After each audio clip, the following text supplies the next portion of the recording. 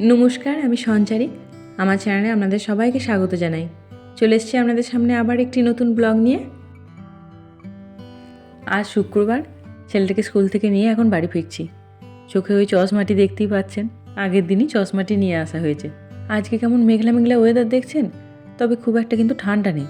তাই দেখি একটু পরে যদি বন্ধুরা সবাই মিলে নিচে বসে তাহলে একটু বসা যাবে। দেখি বাড়ি গিয়ে একটা গ্রুপে মেসেজ করি বাচ্চাদেরকে নিচে পাঠানোর জন্য, যদি পাঠাই তো ভালো হবে। আর সামনের মাঠটা জুড়ে সাদা রঙের ছোট ছোট ফুলে ভরে গেছে, এত ভালো যে লাগছে দেখতে। এখন সন্ধ্যে 7টা মতো বাজছে, ছেলেটা নিচে মাঠটাতেই খেলছে। তারপরে তো স্কুল থেকে নিয়ে এলাম, ওকে একটু পরিষ্কার টরিষ্কার করিয়ে দিয়ে সবাই মিলে ওই নিচটা থেকেই বসেছিলাম। গল্প করতে করতে এখন একবার ছুটে এলাম যে যাই দুটো খাবার বানিয়ে নিই, একটু পরেই তো ছেলেটার খিদে পাবে। বন্ধুরা এখনও সব নিচেই বসে আছে। আর আজকে না মেথি পরোটা বানাবো। এখানে মেথির শাক তো রোজ রোজ কিনতে পাওয়া যায় না, সপ্তাহে একটা দিন সবজিপাতি আসে এশিয়ান সবগুলোতে। সেই সময় গিয়ে যদি এই মেথির শাক পাই নিয়ে আসি, তারপরে ভালো করে ধুয়ে বেছে ওই ফ্রোজেন করে রেখে দিই। যখন একটু মেথি শাকের পরোটা বানাতে ইচ্ছে করে তখন এইভাবেই একটু ধুয়ে নিয়ে আটার সাথে মিশিয়ে পরোটা বানিয়ে নিই। কারি পাতা পেলেও এইভাবেই ধুয়ে ভালো করে মুছে বক্সে ভরে ফ্রোজেন করে রেখে দিই, তাতে আমার মাঝখানে কিন্তু দিব্যি ভালো থাকে। আর এই আটা মাখতে মাখতেই ওদিকে ছেলেটাও বাড়ি চলে এসেছে। বাড়ি এসেই আমাকে একবার বলে গেল খিদে পেয়েছে। তাই ভাবছি আগে একটা পরোটা বানিয়ে ঝটফট রোল করে ওর হাতে ধরিয়ে দিয়ে আসি। একটা শুকনো পরোটা খাক, তা করতে করতেই ডাল বানিয়ে ফেলবো। ওইদিকে মুগের ডাল কুকারে সেদ্ধ বসিয়ে দিয়েছি, তাড়াতাড়ি হয়ে যাবে। দেখবেন বাচ্চার খিদে পেলে বড্ড অস্বস্তি করে, মনে হয় কতক্ষণে দুটো খাবার বানিয়ে আগে ধরবো মুখের সামনে। ওই যে নিচটাতে বসেছিলাম, এই যায় করে করে একটু একটু করে গল্প করতে করতে দেরি হয়ে গেল।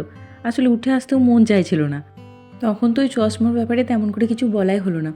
চশমাটার দাম শুনে জানেন, আমাদের সবারই মাথায় হাত পড়ে গেছে। আগে থেকেই জানতাম এখানে চশমার ভীষণ রকম দাম হয়। অনিসের চশমাটার পড়েছে ওই 1500 কোনা মতো, মানে ভারতীয় টাকায় ওই 18,000 টাকা মতো পড়েছে ওই চশমাটায়। এত যে দাম হবে তা ভাবা যায়নি, কিন্তু কী আর করা যাবে, চশমা তো নিতেই হবে। তাই না হলো, পরের বার যখন ইন্ডিয়া যাব তখন 2-3টে সেট গড়িয়ে নিয়ে আসবো ওখান থেকে। ওর বাবার চোখেও যেহেতু চশমা আছে, ওর বাবার আমার চশমা সবসময় ইন্ডিয়া গেলে ওখান থেকে 2-3টে সেট নিয়ে আসি। ওখানে যেহেতু অনেকটা সস্তায় হয়ে যায়। অনিসের তো এই নতুন চশমা পরা, তাই ওকে বারবার বলছি যে যখনই চোখ থেকে চশমাটা খুলবি একটু সাবধানে ভালো জায়গায় রেখে দিবি। ভয় একটাই, সোফার মধ্যে বা খাটের মধ্যে রেখে দিলে আর কেউ যদি বসে তার উপরে একদম সঙ্গে সঙ্গে ভেঙে যাবে। তো সেইটাই আর কি আস্তে আস্তে ওকে শেখাতে হবে, অভ্যাস তো আর নেই। নিচ থেকে এসে ঝটপট মুগের ডালটা আগে সেদ্ধ দিলাম, এটাই আগে তাড়াতাড়ি হয়ে যাবে সেই জন্য। ওই ডালটার মধ্যে একটা টমেটোও দিয়ে দিয়েছিলাম। মাঝে মধ্যে এরকম করে একটু পুরো পুরো করে মুগের ডাল আর রুটি দিয়ে খেতে বেশ লাগে। অনিসের তো সামনের সপ্তাহটা শুধু আর 3টে দিন মতো স্কুল আছে, বাস তারপরেই পড়বে সামার হলিডে। মানে আপনার ওই সোমমঙ্গল হবে, বুধবারটা আবার 12টার মধ্যেই ছুটি হয়ে যাবে। সেই দিন আবার স্কুল থেকে আইসক্রিম দেয় সব বাচ্চাগুলোকে, পুরো একটা আইসক্রিমের গাড়ি ওরা ডেকে নেয়। বাচ্চারাও নিজেদের মতো করে একটি করে আইসক্রিম নিতে পারে। সেদিন আর বাস পায় না। যদি ওয়েদারটা ভালো হয় তাহলে অনেককে নিয়ে ওই আইসক্রিম খেতে খেতে হাঁটতে হাঁটতে পারি। বাস সেই এখন লম্বা ছুটি, আগস্টে গিয়ে স্কুল খুলবে। চলুন, এদিকে আমার ডালও হয়ে গেছে, এবার ছেলেটার ডালটা একটু ঠান্ডা করতে দিই, দিয়ে ওকে এবার খাইয়ে দিই।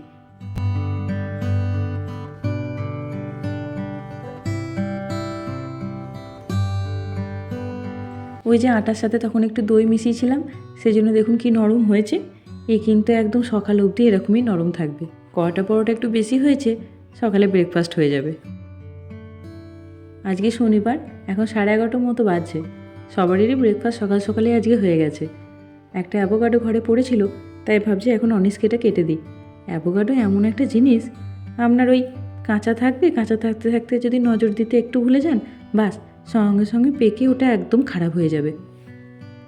একে একদম ঠিক টাইমে না খেয়ে নিলে এই আপনার বেশিরভাগ দিনই ফেলাই যায়। অনিস অ্যাভোকাডো খেতে খুবই ভালোবাসে, আজকাল আমারও একটু ভালো লাগে। প্রথম প্রথম যখন এসেছিলাম তখন ভাবতাম যে এটা আবার কীরকম জিনিস, জানতামই না অ্যাভোকাডো বলে কিছু হয়। তারপরে তো একরকম বুঝতেই পারতাম না যে খেতে কি করে হয়। সারা রাত ঘুমিয়ে এখনো পর্যন্ত ওর ঘুম কাটিনি।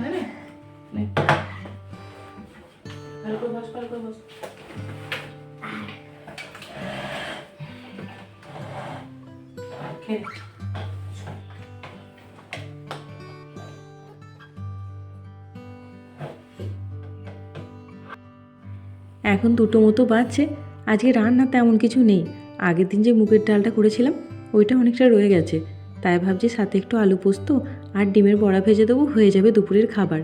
ঘরে দুটো কলা পড়ে আছে, কলাটা একটু পেকে গেছে বেশি, সেজন্য ভাবছি এইগুলো একটু প্যানকেক বানিয়ে নিই। এই শনি রবিবার করে ছুটির দিনগুলোতে যদি বাইরে মেঘলা ওয়েদার থাকে আমরা তাহলে ওই এয়ারটেলটাই চলে যাই, ওখানে খেলাধুলার জায়গাও আছে, সবথেকে বড় কথা হচ্ছে ইনডোর। বাইরে আমরা ঝড় বৃষ্টি যা হয় হোক, ভেতরটাতে কোনো অসুবিধা নেই।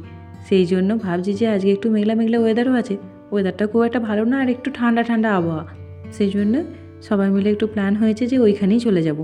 বাচ্চারা আপনারা একটু স্কুটার চালাবে, অনেসের নতুন স্কুটারটাও নেওয়া হয়েছে, ওইখানে একটু চালাতে পারবে, সাথে করে একটু বলও নিয়ে যাব আর ব্যাডমিন্টন নিয়ে যাব। আমরা ওখানে গিয়ে ব্যাডমিন্টন খেলি, বাচ্চাদেরও খেলাধুলা হয়ে যায়, আমাদেরও হয়ে যায় একটু। আর তাই ভাবছি যে বাচ্চাগুলো খেলাধুলা করতে করতে কিছুক্ষণ পরই বলবে যে খিদে পেয়েছে, কি খাবো, তখন সেই বিস্কুট নয়তো এটা ওটা খায়। তাই ভাবছি যে এদিকে আমার রান্নাবান্না তো তেমন কিছু নেই, তাই একটু বেশি করে প্যানকেকও বানিয়ে নিয়ে যাই, তাহলে ওখানে বাচ্চাগুলো একটা দুটো করে প্যানকেক খেলেও পেটটা ভরে যাবে।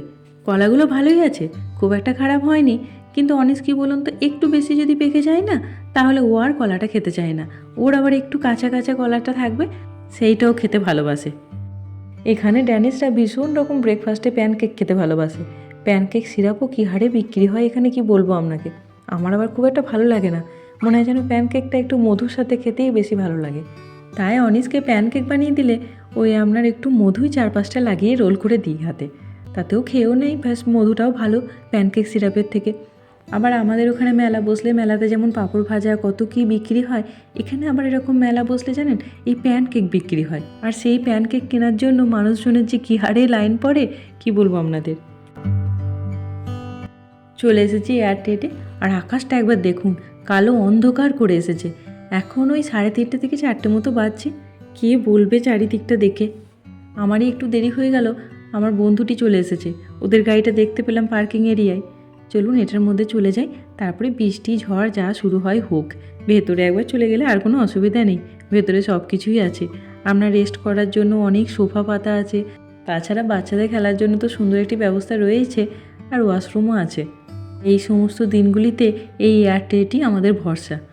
ওই যে ওই দিকটাই হচ্ছে খেলার জায়গা, ওখানে আপনার বাস্কেটবল থেকে শুরু করে সব কিছু খেলা যায়, আর ওই যে ওপরটাতে আপনার সোফা টোফা পাতা আছে, ওখানে গিয়ে রেস্ট করা যেতে পারে। নিচেও একটা ঘর আছে যেখানে আপনার সোফা পাতা আছে, টেবিল পাতা আছে। আর এই যে বন্ধুরা চলে এসেছে, ওরা এখানে ব্যাডমিন্টন খেলছে, খেলুক, আমি এই জাস্ট লাঞ্চ করলাম, তাই আমি একটু পরে খেলবো।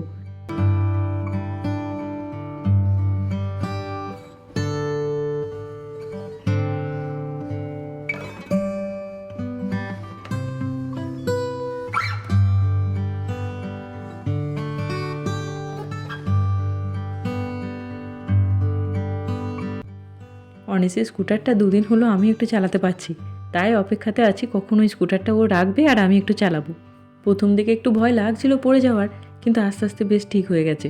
এখানে বাচ্চারা এই স্কুটার ভীষণ ইউজ করে, স্কুটারে করেই গ্রীষ্মকালটিতে আপনার স্কুল কলেজ সব যায়, এমনকি বড়রা পর্যন্ত রাস্তাঘাটে ভীষণ স্কুটার নিয়ে বেরোয়। অবশ্য সেই স্কুটারগুলো আপনার ব্যাটারি সিস্টেম, এরকম পায়ে পায়ে করে ঠেলে ঠেলে নিয়ে যেতে হবে না, একবার চেপে পড়লেই হলো।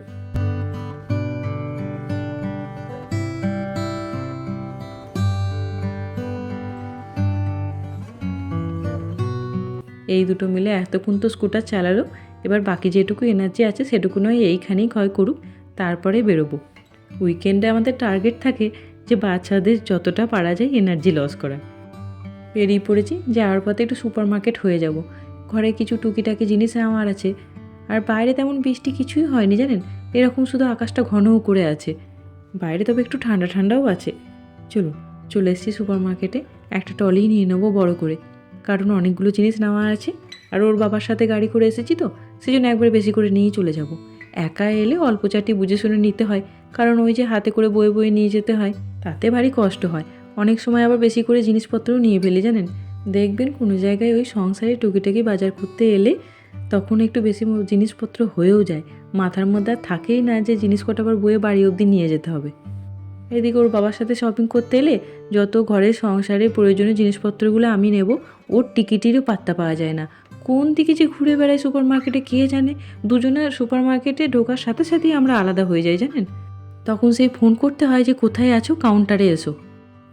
এদিকে ওকে ওই টয়লেটের মধ্যে বসিয়ে দিয়েছি, ও বড় ক্লান্ত হয়ে গেছে। এত খেলাধুলা করেছে, ভালো হয়েছে। বেশি রাত অবধি আর জাগতে পারবে না, তাড়াতাড়ি শুয়ে পড়বে। ওকে আবার রাস্তায় প্রমিস করতে হয়েছে যে আজকে ওকে পপকর্ন বানিয়ে দিতে হবে। চলুন বাড়ি যাই। সেই তো গাড়িতে পপকর্নের কথাও শুনেছে, বাস বাড়ি এসেই সে মাথা খারাপ করতে শুরু করে দিয়েছে। দাঁড়ান, ওর পপকর্নটাকে বসিয়ে দিই, তারপরে বাজারে যা জিনিসপত্র এনেছি সেগুলো একটা একটা করে গোছাবো। আসলে ওকে তাড়াতাড়ি শোয়ানোর কারণ একটাই আছে, আমরা দুজনে এখন একটা সিরিজ দেখতে শুরু করেছি, পঞ্চায়েত। তো ওটা সিজন 2টাই চলছে, সিজন 3টাও চলে এসেছে। এত সুন্দর করেছে সিরিজটা, কি বলবো। সেই জন্যই আরও তাড়াতাড়ি ওকে শুইয়ে দিয়ে দুজন মিলে ওই সিরিজটা দেখতে বসবো। আসলে অনিশের সঙ্গে কিডস মুভি ছাড়া অন্যান্য কোনো মুভি আমরা দেখি না, তো যখন ও ঘুমিয়ে যায় তখনই একমাত্র মুভি টুভি দেখলে দেখি। আর এই যে পপকর্ন রেডি, গরম গরম। চলুন ওকে এবার ধরিয়ে দিই পপকর্নটা। এমনি এখানে চিপসের প্যাকেটের মতো পপকর্নের প্যাকেট পাওয়া যায়, কিন্তু তার থেকে এটাই বেশি ভালো লাগে। এতে দেখেছি বাটারের গন্ধটা খুব সুন্দর বেরোয়।